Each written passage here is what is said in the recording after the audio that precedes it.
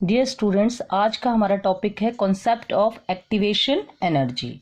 ठीक है स्टूडेंट्स, क्या है आज का टॉपिक हमारा? Concept of activation energy. तो सबसे पहले मैं आपको बता देती हूँ कि एक्टिवेशन एनर्जी क्या होती है। Clear student? तो हम बोलेंगे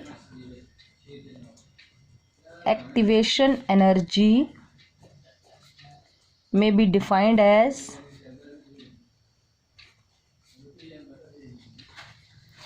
defined as the extra amount of energy which has to be supplied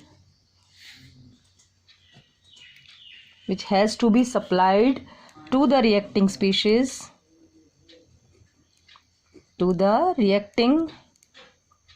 species in their normal energy state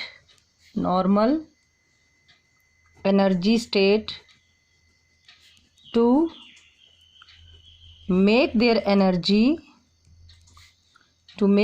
energy equal to threshold energy।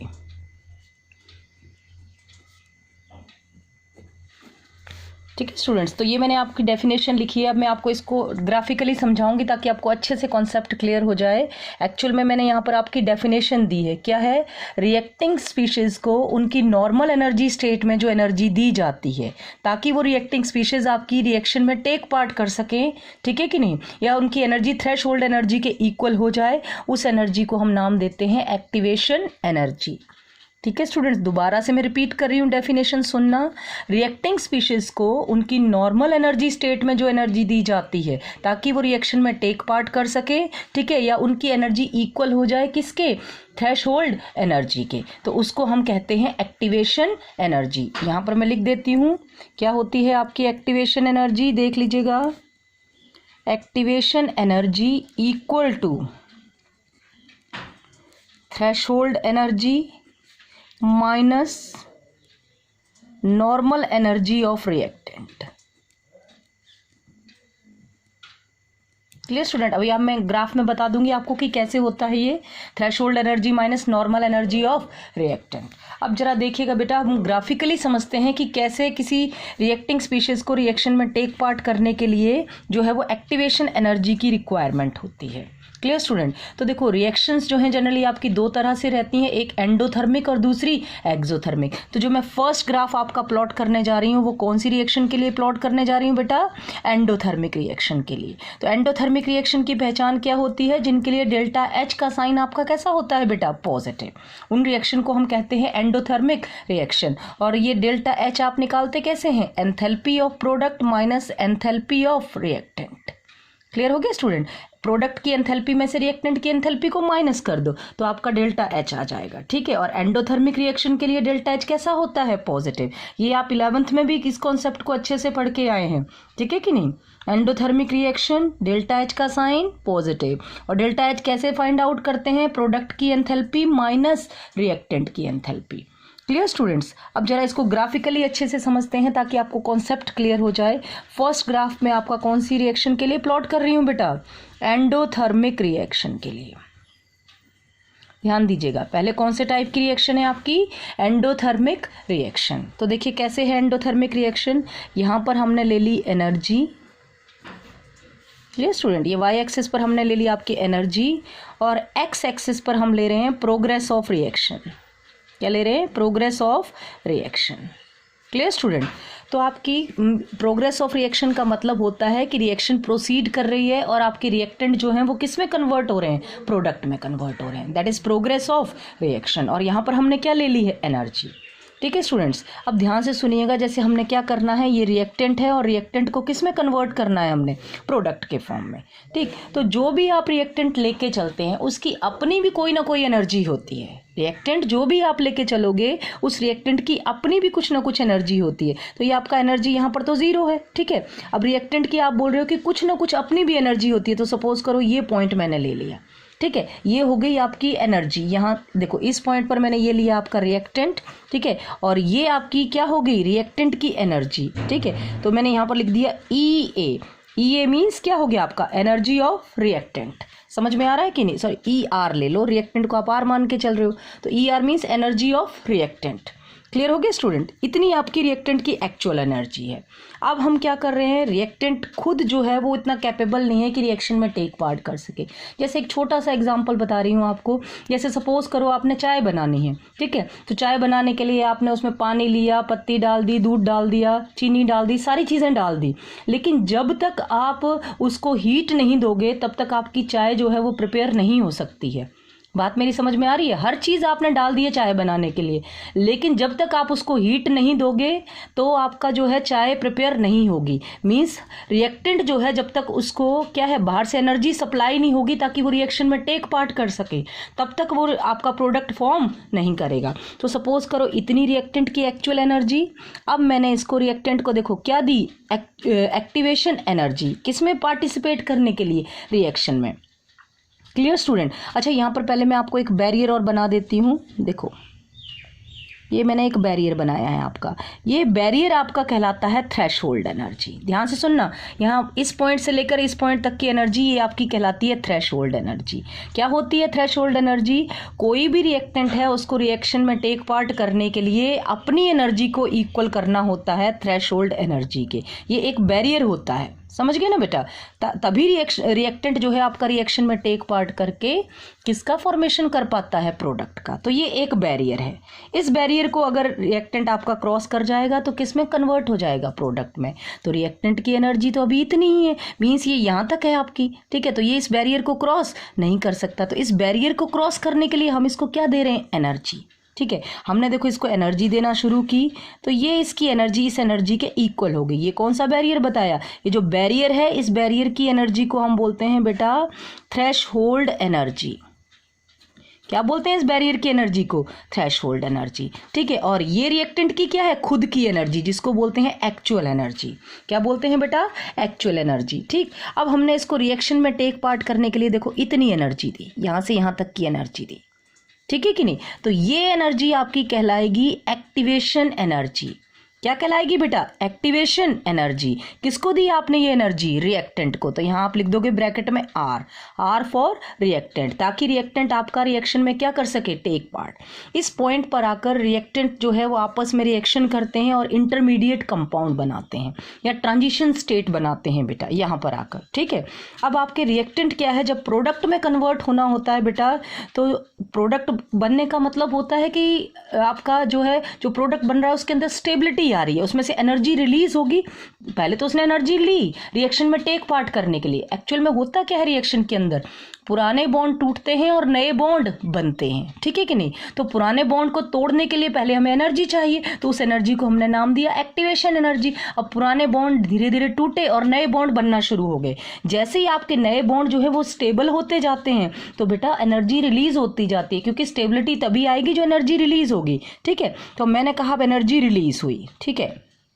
तो देखो यहाँ पर आकर आपका प्रोडक्ट बन गया, ये आपका क्या बन गया बेटा, प्रोडक्ट बन गया। ये रिएक्टेंट था, मैंने कहा इस बैरियर को क्रॉस किया, अब रिएक्टेंट ने अपने में से एनर्जी को रिलीज किया और क्या बनाया बेटा, प्रोडक्ट।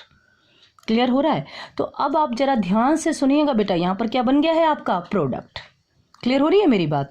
तो आपने देखा कि आपने एक्टिवेशन एनर्जी दी थी इतनी, ये देखो जरा ग्राफ में ध्यान से, इतनी एक्टिवेशन एनर्जी दी थी आपने ग्राफ के अंदर, ठीक है कि नहीं। और आपकी जो एनर्जी रिलीज हुई है वो इतनी ही हुई है, सिर्फ देखो इतनी कम है ना। आपने तो इतनी सारी एनर्जी दी उसको रिएक्शन में टेक पार्ट करने के लिए, लेकिन उसने इतनी ही एनर्जी रिलीज की। जैसे सपोज करो, मैं आपको एक एग्जांपल दे रही हूँ कि आपने रिएक्टेंट को रिएक्शन में टेक पार्ट करने के लिए 50 जूल की एनर्जी दी। कितने की, 50 जूल की। ठीक है, 50 जूल में से उसने सिर्फ कितनी रिलीज की, देखो यहाँ पर सपोज करो 10 जूल वो रिलीज कर रहा है। कितनी रिलीज कर रहा है, 10 जूल, ठीक है कि नहीं। तो इसका मतलब अगर ये 10 जूल आपकी यूज भी होगी तब भी आपकी कितनी रहेगी, 40 जूल। मीन्स आपने 40 जूल तो फालतू एनर्जी दी ना, किसको, रिएक्टेंट को। किसमें पार्टिसिपेट करने के लिए, रिएक्शन में टेक पार्ट करने के लिए। क्लियर हो रहा है। तो मीन्स इतनी एनर्जी आपकी देखो क्या हुई, एक्स्ट्रा दी ना आपने। समझ में आ रहा है कि नहीं। तो आप कहोगे कि रिएक्शन आपकी कैसी है, एंडोथर्मिक। क्यों, क्योंकि आप रिएक्शन को करने के लिए 10 जूल जैसे रिलीज भी होगी तब भी तो कितनी रह गई, 40 जूल। मीन्स 40 जूल तो आप एटलीस्ट प्रोवाइड करवा रहे हैं रिएक्शन करवाने के लिए। 50 में से 10 खर्च भी कर ली तो भी 40 तो दी आपने। ताकि रिएक्टेंट आपका क्या बना सके, प्रोडक्ट। तो अगर आप दे रहे हैं एनर्जी तो रिएक्शन कैसी होगी, एंडोथर्मिक। कैसी होगी बेटा, एंडोथर्मिक। तो ये आपकी किसकी है, एनर्जी रिएक्टेंट की। क्लियर हो रहा है कि नहीं। और आपकी एंथैल्पी क्या होता है, प्रोडक्ट माइनस रिएक्टेंट। तो देख लो आपकी यहाँ पर प्रोडक्ट की क्या है, आपकी कम है, और यहाँ पर रिएक्टेंट की क्या है, ज़्यादा है। ठीक है, तो डेल्टा एच का साइन आपका कैसा जाएगा बेटा, पॉजिटिव। किसके लिए, एंडोथर्मिक रिएक्शन के लिए। क्लियर हो रही है मेरी बात, ये बात समझ में आई कि नहीं आई। तो अब देखो क्या है आपकी एक्टिवेशन एनर्जी, ये देखो ये है आपकी थ्रेशोल्ड एनर्जी, इसमें से ये माइनस हो गई, ये आपकी क्या है, रिएक्टेंट की एक्चुअल एनर्जी। देख लो ये रिएक्टेंट की एक्चुअल एनर्जी और ये आपकी थ्रेशोल्ड। तो थ्रेशोल्ड में से मैंने किसको माइनस कर दिया, एक्चुअल को या नॉर्मल एनर्जी को। ठीक है कि नहीं। तो आपकी क्या निकल आई, एक्टिवेशन एनर्जी। ये देखो इतना पॉइंट आपका, ये एक्टिवेशन, ये पूरी आपकी यहाँ से लेकर ऊपर तक ये थ्रेशोल्ड, इसमें से इतनी माइनस की, समझ गए, सॉरी ये नीचे की आपका ये पोर्शन माइनस किया, ये आपकी होगी क्या, एक्चुअल एनर्जी या नॉर्मल एनर्जी रिएक्टेंट की। तो बची हुई आपकी क्या कहलाएगी, एक्टिवेशन एनर्जी। तो क्या फॉर्मूला बनता है एक्टिवेशन एनर्जी का, threshold energy minus actual energy. ये थ्रेशोल्ड ये एक्चुअल, तो ये बची हुई आपकी एक्टिवेशन एनर्जी। ठीक है बेटा। तो minimum energy required to participate in the chemical reaction, ठीक है, to the reacting species, that is known as क्या, आपकी एक्टिवेशन एनर्जी। और ये ग्राफ कौन सी रिएक्शन के लिए बताया मैंने बेटा, एंडोथर्मिक रिएक्शन के लिए। क्लियर हो रहा है बेटा, किसके लिए बताया, आपकी एंडोथर्मिक रिएक्शन के लिए।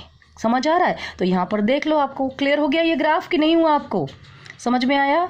आगे देख लीजिएगा, अब एंडोथर्मिक रिएक्शन के बाद अब हम आगे चल रहे हैं आपकी कौन सी रिएक्शन के लिए, एक्सोथर्मिक रिएक्शन के लिए। तो आपका नेक्स्ट सेकंड ग्राफ देखिएगा, कौन सी रिएक्शन के लिए बेटा, एक्सोथर्मिक रिएक्शन के लिए। ठीक है स्टूडेंट्स, किसके लिए, एक्सोथर्मिक रिएक्शन के लिए।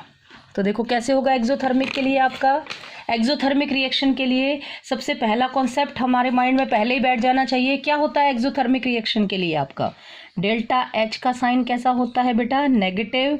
कैसे निकालते हैं delta H, enthalpy of product minus enthalpy of reactant. ठीक है कि नहीं। तो देख लेना ये आपकी एनर्जी रिएक्टेंट की थी पीछे वाले में, और ये वाली एनर्जी आपकी किसकी थी, प्रोडक्ट की। तो प्रोडक्ट की आपकी ज़्यादा है और रिएक्टेंट की क्या है बेटा, कम। ये देख लो प्रोडक्ट की ज़्यादा और रिएक्टेंट की कम, तो प्रोडक्ट में से रिएक्टेंट की माइनस कर दी, तो डेल्टा एच का साइन कैसा चला गया आपका, पॉजिटिव। कैसा चला गया बेटा, पॉजिटिव। अब आपका ग्राफ देख लीजिएगा, कौन सी रिएक्शन के लिए, एक्सोथर्मिक रिएक्शन के लिए। ध्यान से देखिएगा, एक्सोथर्मिक रिएक्शन के लिए। फिर से मैंने यहाँ पर क्या लिया आपका, एनर्जी। यहाँ पर मैंने आपकी क्या ली बेटा, प्रोग्रेस ऑफ रिएक्शन। ठीक है, प्रोग्रेस ऑफ रिएक्शन का मतलब समझे ना, रिएक्टेंट से क्या बन रहा है आपका, प्रोडक्ट। तो ये देखिएगा, ये आपकी यहाँ पर देखो ये एनर्जी है, तो रिएक्टेंट से प्रोडक्ट बना रहे हैं, आर से आप क्या बना रहे हैं बेटा, पी। तो रिएक्टेंट की खुद की भी कुछ ना कुछ एनर्जी होगी ना बेटा, तो ये कहलाएगी आपकी E R, that is energy of reactant. Clear हुआ स्टूडेंट। अब रिएक्टेंट देखो ये आपका बना दिया मैंने एनर्जी बैरियर। क्या नाम है इस एनर्जी बैरियर का, बार बार पूछ रही हूँ, क्या बोलते हैं इसको हम, थ्रेशोल्ड एनर्जी। क्लियर हो गया स्टूडेंट्स। अब रिएक्टेंट खुद की एनर्जी रिएक्टेंट की इतनी नहीं है कि वो रिएक्शन में क्या कर सके, टेक पार्ट कर सके। तो हम उसको रिएक्शन में, मतलब आपकी चाय खुद नहीं बन सकती, चाय को बनाने के लिए क्या देना पड़ेगा हमें, टेम्परेचर। तो हमने चाय को बनाने के लिए ये टेम्परेचर दिया, समझ गए। तो आपकी जो रिएक्टेंट है उनकी एनर्जी किसके इक्वल होगी, थ्रेशोल्ड एनर्जी के। तो जब रिएक्टेंट की एनर्जी आपकी थ्रेशोल्ड एनर्जी के इक्वल होगी तो रिएक्टेंट आपका किस में कन्वर्ट होना शुरू होगा, प्रोडक्ट में। इस पॉइंट पर आकर बनाता है बेटा वो इंटरमीडिएट कॉम्प्लेक्स। ठीक है, और फिर आपका पूरी तरह से जब प्रोडक्ट बनना शुरू होता है तो एनर्जी जो है वो रिलीज होती है। तो एनर्जी रिलीज हुई, देखो आप इसमें, ये मैं ग्राफ बना रही हूँ, जरा ध्यान दीजिएगा बेटा। ये आपकी एनर्जी रिलीज हुई और ये क्या बन गया, प्रोडक्ट। क्लियर हो रहा है। अब देखो पिछले वाले ग्राफ और इस वाले ग्राफ को जरा ठीक से देखिएगा तो आपको अच्छे से कॉन्सेप्ट क्लियर हो जाएगा। ठीक है बेटा। अब जरा ध्यान से देखना, यहाँ ग्राफ आपका ये ऊपर ही रह गया था और यहाँ ग्राफ कहाँ आ गया है आपका, बिल्कुल नीचे। ध्यान से देख लीजिएगा बेटा। अब देखो ये रिएक्टेंट की एक्चुअल एनर्जी, इतनी एनर्जी हमने रिएक्टेंट को रिएक्शन में टेक पार्ट करने के लिए दी, क्या कहलाएगी ये रिएक्टेंट की, इस पॉइंट तक बताइए बेटा, एक्टिवेशन एनर्जी। और ये जो बैरियर लगाया है मैंने पूरा नीचे से लेके ऊपर तक, ये थ्रेशोल्ड एनर्जी।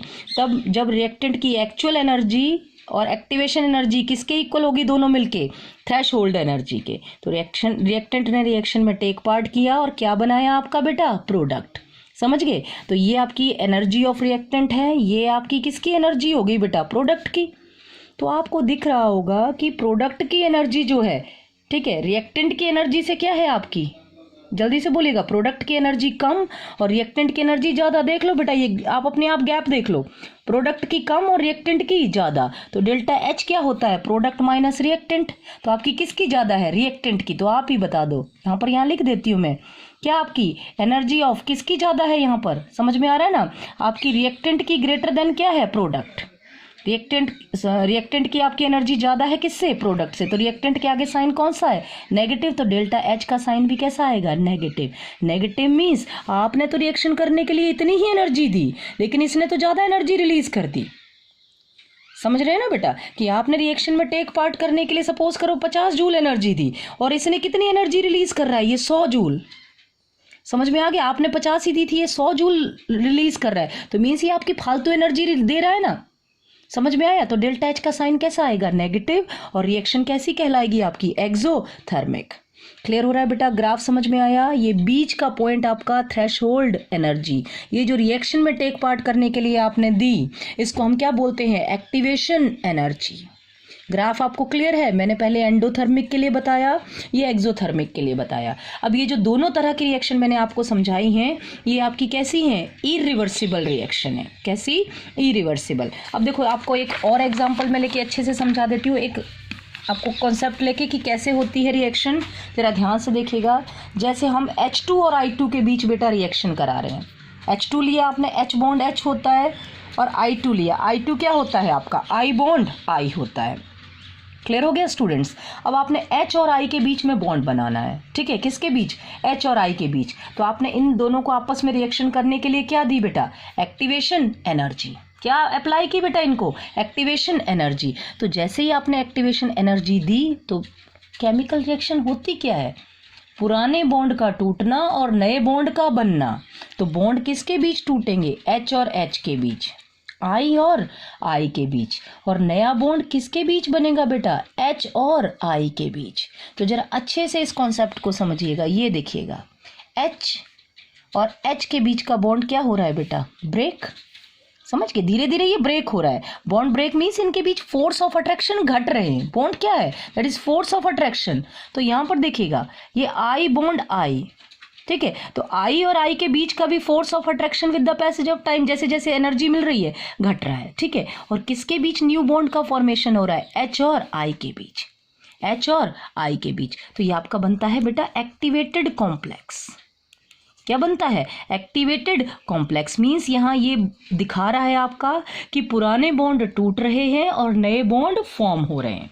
क्लियर हो गया ना स्टूडेंट्स, पुराने बॉन्ड टूट रहे हैं और नए बॉन्ड फॉर्म हो रहे हैं। क्लियर होगी मेरी बात? अब देखिएगा, अब क्या होगा, पुराने बॉन्ड धीरे धीरे बिल्कुल ब्रेक हो जाएंगे। तो ब्रेक हो जाएंगे तो बॉन्ड कौन सा, देखो ये बिल्कुल वीक हो जाएंगे आपके H बॉन्ड H और I बॉन्ड I, और कौन सा बॉन्ड स्ट्रांग होता जाएगा, H बॉन्ड I, ठीक है। और यहाँ भी कौन सा बॉन्ड स्ट्रांग होता जाएगा आपका, H बॉन्ड I। तो कितने H बॉन्ड I बन रहे हैं आपके, 2। इट मीन्स, अब देखो, जब बॉन्ड स्ट्रांग होता है तो एनर्जी क्या होती है, रिलीज। तो मैंने लिखा minus energy, means energy release. और कितने HI के मॉलिक्यूल बन गए बेटा, 2HI। बात समझ में आई, क्या बन गया आपका, 2HI। तो ये मैंने आपको बताई क्या, रिएक्शन। तो ठीक है, रिएक्टेंट अपने आप टेक पार्ट नहीं करते हैं रिएक्शन में, क्या लेके, एक्टिवेशन एनर्जी। होता क्या है, जब हम एक्टिवेशन एनर्जी देते हैं, पुराने बॉन्ड टूटते हैं और नए बॉन्ड बनते हैं, ठीक है, और वो फॉर्मेशन करते हैं अल्टीमेटली किसका, प्रोडक्ट का। ये तो ये हो गए आपके रिएक्टेंट, और ये क्या बन गया बेटा, प्रोडक्ट। क्लियर हो रही है मेरी बात? अब जरा और अच्छे से देख लीजिएगा, अभी तक जो मैंने आपको पीछे ग्राफ समझाया, वो मैंने आपको समझाया इरिवर्सिबल रिएक्शन के लिए। इरिवर्सिबल मीन्स जो रिएक्शन आपकी एक ही डायरेक्शन में प्रोसीड कर रही है, ठीक है, एक ही डायरेक्शन मीन्स सिर्फ आपका रिएक्टेंट से प्रोडक्ट बन रहा है, प्रोडक्ट से वापस रिएक्टेंट नहीं बन रहा है। अब हम पढ़ेंगे ग्राफ कौन सी रिएक्शन के लिए, रिवर्सिबल रिएक्शन के लिए, graph for reversible reaction. Reversible reaction का मतलब होता है जो forward as well as backward direction दोनों में प्रोसीड करती हैं, ठीक है, तो इसमें भी हम दोनों तरह के लिए पढ़ेंगे। सबसे पहले ग्राफ हम कौन सी रिएक्शन के लिए पढ़ेंगे बेटा? एंडोथर्मिक रिएक्शन के लिए। क्लियर हो गया? एंडोथर्मिक रिएक्शन आपको पहले से ही पता है। एंडोथर्मिक रिएक्शन का मतलब क्या होता है बेटा? जिनके लिए डेल्टा एच आपका कैसा पाया जाता है? एंडोथर्मिक रिएक्शन के लिए पॉजिटिव। कैसा आता है? डेल्टा एच पॉजिटिव जिनके लिए आता है। ठीक है, अब हम एक रिएक्शन कंसीडर कर रहे हैं। जैसे सपोज करो ए से आपका क्या बन रहा है? बी, और बी से वापस ए, मतलब रिएक्शन आपकी दोनों डायरेक्शन में प्रोसीड कर रही है, फॉरवर्ड में भी और बैकवर्ड में भी। क्लियर हो गया बेटा? तो अब जरा ध्यान से देखिएगा। अब हम जरा ग्राफिकल रिप्रेजेंटेशन बता रही हूँ मैं आपको इसका। फिर से ग्राफ वही है। एक साइड आप क्या लेंगे बेटा? एनर्जी, और दूसरी साइड आप क्या लेते हैं? Progress of reaction. Clear student? एक साइड आप क्या लेंगे? एनर्जी, और दूसरी साइड क्या लेते हैं आप? Progress of reaction. तो अब देखिएगा, आपको पहले से पता है कि जैसे ये आपका रिएक्टेंट लिया मैंने ए, कौन सा रिएक्टेंट लिया है आपका? ए। तो ये आपका रिएक्टेंट ए की एक्चुअल एनर्जी, खुद की जो एनर्जी होती है रिएक्टेंट की, ठीक है, तो मैंने इसको क्या नाम दे दिया आपका? ई आर, रिएक्टेंट की एनर्जी। क्लियर हो रहा है ना बेटा? अब जरा ध्यान से देखिएगा, ये आपकी एक्चुअल एनर्जी। अब आपको पता ही है किसी भी रिएक्शन में टेक पार्ट करने के लिए रिएक्टेंट को किसको क्रॉस करना होता है? एनर्जी बैरियर को। उस एनर्जी बैरियर का नाम क्या होता है? कितनी बार बता दिया? Threshold energy. ठीक बेटा? तो आपकी एक्चुअल एनर्जी, तो एक्चुअल एनर्जी आपकी इतनी नहीं है कि रिएक्टेंट रिएक्शन में टेक पार्ट कर सके, तो हमने कहा उसको हमने रिएक्शन में टेक पार्ट करने के लिए ये एनर्जी प्रोवाइड की। तो जो हमने एनर्जी प्रोवाइड की, कितनी एनर्जी प्रोवाइड की बेटा? देखो यहाँ तक, ठीक है, ये एनर्जी कहलाएगी आपकी एक्टिवेशन एनर्जी। अभी हम ए से बी बना रहे हैं, मींस हम कौन से डायरेक्शन में प्रोसीड कर रहे हैं बेटा? फॉरवर्ड डायरेक्शन में। ठीक, तो हम बोलेंगे this is the activation energy for forward reaction, activation energy for forward reaction. ठीक है, अब देखिएगा रिएक्शन आपकी कैसी है? एंडोथर्मिक। तो मैंने कहा ये अब आपका एक्टिवेटेड कॉम्प्लेक्स बना यहाँ पर। अब एक्टिवेटेड कॉम्प्लेक्स आपका प्रोडक्ट में कन्वर्ट हो रहा है। ठीक है, तो ये जी आपका बन गया प्रोडक्ट बी। क्या बन गया बेटा? इस पॉइंट पर आपका प्रोडक्ट बी बन गया है ना? ठीक है कि नहीं? अब देखो प्रोडक्ट आपका बी बन चुका है। तो अब अगर आप ध्यान से देखेंगे तो ये जो आपका प्रोडक्ट बन रहा है यहाँ पर, ये आपकी रिएक्टेंट की एनर्जी थी, और ये आपकी किसकी एनर्जी है बेटा? प्रोडक्ट की। ठीक है, तो ये तो आपको समझ में आ ही रहा है कि EP is greater than E R. Product की एनर्जी आपकी रिएक्टेंट की एनर्जी से क्या है? यहाँ पर ज्यादा है। ठीक है, या आप बोलोगे क्या? HP is greater than H R. ठीक है कि नहीं? समझ में आ रहा है? अब अगर आपको सपोज करो, अब देखो ये एक्टिवेशन एनर्जी हो गई कौन सी रिएक्शन के लिए? आपकी फॉरवर्ड रिएक्शन के लिए। ठीक है, अब अगर आपसे कोई ये पूछे कि रिवर्सिबल रिएक्शन के लिए आप डेल्टा एच निकालो in terms of activation energy, आपको एक्टिवेशन एनर्जी दी है और पूछा गया है कि डेल्टा एच निकालो, क्या दी गई है बेटा? आपको एक्टिवेशन एनर्जी, और आपको डेल्टा एच फाइंड आउट करना है। तो जरा ध्यान से देखिएगा, अब ये तो आपने एक्टिवेशन एनर्जी निकाली कौन सी रिएक्शन के लिए? फॉरवर्ड के लिए। चलो अब हम इस रिएक्शन को बैकवर्ड डायरेक्शन में प्रोसीड करवाते हैं। बैकवर्ड मीन्स बी से क्या बन रहा है आपका? ए। ठीक है बेटा, तो देखो जरा बी जब आपका ए में कन्वर्ट हो रहा है तो अब रिएक्शन इधर को चल रही है बेटा। ठीक है, अब ये ध्यान देखना, ये आपका बी रिएक्टेंट है। अब तो ये रिएक्टेंट की क्या हो गई? एक्चुअल एनर्जी इतनी, इस पॉइंट से लेके यहाँ तक, ये क्या कहलाएगी? रिएक्टेंट की एक्चुअल एनर्जी। ठीक है, और ये आपका पता है थ्रेशोल्ड एनर्जी का बैरियर है। तो आपने बताओ कितनी रिएक्शन एनर्जी दी बी को रिएक्शन में टेक पार्ट करने के लिए? इतनी दी ना बेटा, इस पॉइंट से लेकर इस तक। तो इसको हम बोलेंगे ई क्या? ए, एक्टिवेशन एनर्जी। अब कौन सी रिएक्शन के लिए? अब फॉरवर्ड चल रही है कि बैकवर्ड? अपोजिट चल रही है, तो हम बोलेंगे E A for which reaction? Backward reaction. Clear हो गया बेटा? E A for which reaction? Backward reaction. ठीक, तो आपकी ये यहाँ पर एक्टिवेटेड कॉम्प्लेक्स बना, और आपका बी जो है वो धीरे धीरे किसमें एनर्जी अब इसने रिलीज की, और कौन सी रिएक्शन, कौन से उसमें हो गया? वो किसमें कन्वर्ट हो गया? आपका ए में। क्लियर हो गया? अब देखो इसके लिए अब जरा थोड़ा सा ये कॉन्सेप्ट समझने वाला है। अब अगर आपको ये एक्टिवेशन एनर्जी की टर्मिनोलॉजी में डेल्टा एच निकालने के लिए आ जाए तो कैसे डेल्टा एच फाइंड आउट करते हैं? तो देखो एंडोथर्मिक रिएक्शन है तो आपको डेल्टा एच कैसा चाहिए बेटा? पॉजिटिव। कैसा चाहिए? पॉजिटिव। ठीक है, तो पॉजिटिव कब आएगा? जब आप बड़े में से किसको माइनस करोगे? छोटे को। समझ गए ना? जब आप बड़े में से किसको माइनस करोगे? छोटे को, तो आपका डेल्टा एच कैसा आ जाएगा? पॉजिटिव। ठीक है, तो देखो आपकी एक्टिवेशन एनर्जी देख लो। अब एक्टिवेशन एनर्जी की टर्म में तो फॉरवर्ड रिएक्शन की एक्टिवेशन एनर्जी ज़्यादा है और बैकवर्ड रिएक्शन की एक्टिवेशन एनर्जी कम है।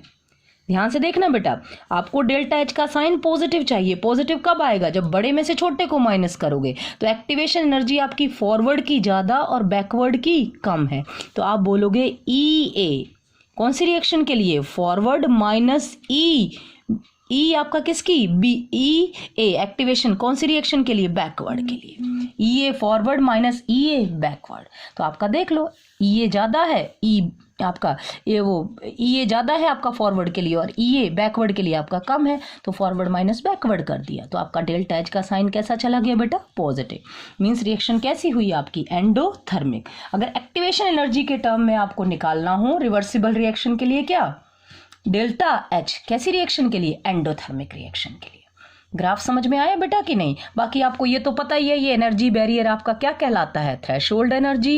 ये जो एनर्जी आपने रिएक्टेंट ए को बी में बदलने के लिए दी, ये ई ए फॉर फॉरवर्ड, ये आपकी क्या है? ये आपने बी को ए में बदलने के लिए दी, तो ई ए फॉर बैकवर्ड रिएक्शन। और इतनी एनर्जी आपकी रिएक्टेंट की है और इतनी एनर्जी आपकी प्रोडक्ट की है। क्लियर हो गया बेटा? कॉन्सेप्ट समझ में आया? कौन सी रिएक्शन के लिए? एंडोथर्मिक के लिए। अब आप एक ग्राफ और समझ लीजिएगा, कौन सी रिएक्शन के लिए? एक्सोथर्मिक रिएक्शन के लिए। तो यहां पर मैंने क्या ली बेटा? आपकी एनर्जी, और मैंने ये क्या ले ली? आपकी progress of reaction. Clear student? ये आपकी एनर्जी और ये क्या होगी? Progress of reaction. अब फिर से देखिएगा, आपको पता ही है रिएक्शन आपकी वही है, ए से क्या बन रहा है? बी। ठीक है नहीं? लेकिन रिएक्शन कैसी है? रिवर्सिबल। लेकिन अब आपकी रिएक्शन एंडो नहीं है, कैसी है रिएक्शन आपकी? एक्सोथर्मिक। कैसी है स्टूडेंट्स रिएक्शन अब आपकी? एक्सोथर्मिक। तो जरा एक्सोथर्मिक के लिए देखिएगा, ये आपका क्या हो गया? Reactant A. ठीक है, शुरू में हम ए से बी फॉरवर्ड में प्रोसीड कर रहे हैं। ठीक है, और फॉरवर्ड रिएक्शन कैसी है आपकी? एक्सोथर्मिक। तो ये ए। अब देखो ये मैंने बना दिया, बीच में बार बार बोलने की जरूरत ना पड़े, ये मैंने बना दिया आपके लिए एनर्जी बैरियर। ठीक है, एनर्जी बैरियर मीन्स जब आप जिसको क्रॉस करके आपने ए से क्या बनाना है? बी। चलो एनर्जी बैरियर मीन्स ए ने इतनी एनर्जी ली, क्या कहलाती है ये आपकी एनर्जी? बताइएगा भाई, यहाँ से लेकर यहाँ तक की। ई ए कौन सी रिएक्शन के लिए? फॉरवर्ड के लिए। चलिए अब मैंने कहा आपका एक्टिवेटेड कॉम्प्लेक्स इस पॉइंट पर आपका बन गया है। ए जो है आपस में रिएक्शन कर रहे हैं, अब ये प्रोडक्ट में कन्वर्ट हो रहे हैं। तो जब ये प्रोडक्ट में कन्वर्ट होंगे तो अपने में से क्या रिलीज करेंगे बेटा? एनर्जी। क्या रिलीज करेंगे? एनर्जी। और इस पॉइंट पर आप सपोज करो क्या बन गया है आपका? बी। क्या बन गया है भाई आपका? बी। ठीक है कि नहीं? तो अब देखिएगा बी बन गया है, तो ये तो आपकी हो गई क्या? ई ए, और ये आपकी क्या होगी? जल्दी से बोलिएगा, ई पी। ये रिएक्टेंट की एनर्जी होगी, ये ई ए की एनर्जी होगी, और ये ई बी भी ले सकते हो आप। This is product. ये रिएक्टेंट की और ये प्रोडक्ट की हो गई। क्लियर हो गया ना स्टूडेंट? इसके लिए आपको दिख ही रहा है कि किसकी एनर्जी ज़्यादा है बताओ? इसमें आपकी रिएक्टेंट की ज़्यादा है, किससे? प्रोडक्ट से। तो आप बोल सकते हो E R is greater than E P.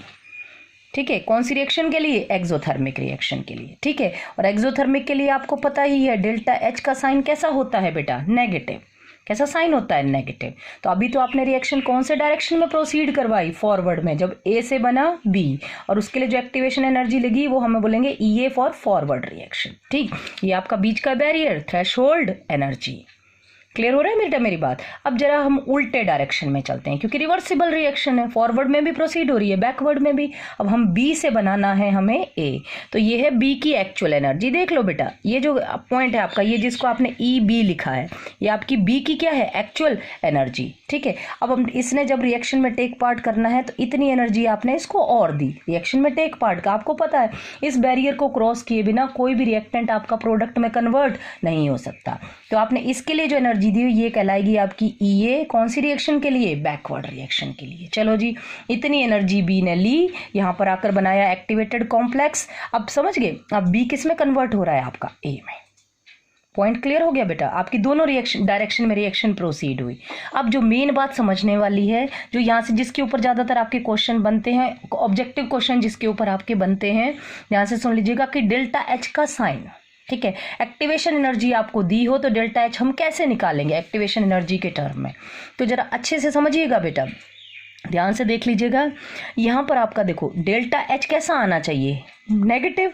Negative आने का मतलब क्या है? देखो पॉजिटिव, जैसे पीछे डेल्टा एच आपका पॉजिटिव था, पॉजिटिव मीन्स आपने बड़ी वैल्यू में से छोटी को माइनस कर दिया, तो आंसर आपका पॉजिटिव आएगा। अब आपको डेल्टा एच नेगेटिव चाहिए। नेगेटिव मीन्स अगर आप छोटे में से किसको माइनस करोगे? बड़े को। छोटे में से किसको माइनस करोगे? बड़े को। तो आंसर आपका ऑटोमेटिकली किस में जाएगा बेटा? नेगेटिव में जाएगा। तो देखो अब एक्टिवेशन एनर्जी जरा देखना किसकी कम है? ये हो गई आपकी रिएक्टेंट की, ये हो गई प्रोडक्ट की। तो किसकी छोटी है बेटा? रिएक्टेंट की कम है और प्रोडक्ट की ज़्यादा है। तो रिएक्टेंट में से किसकी माइनस कर देंगे? प्रोडक्ट की। तो आपका डेल्टा एच का साइन कैसा चला जाएगा बेटा? नेगेटिव। समझ गए? तो आप क्या फॉर्मूला बन जाएगा? ई ए कौन सी रिएक्शन के लिए? फॉरवर्ड, माइनस ई ए कौन सी के लिए? बैकवर्ड।